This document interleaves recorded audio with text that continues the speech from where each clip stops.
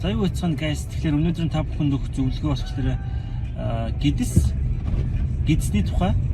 Энэ маань стресс хүний биед ер нь бол маш хор хөнөөлтөө гэж бид нар мэддэг шүү дээ, тийм ээ.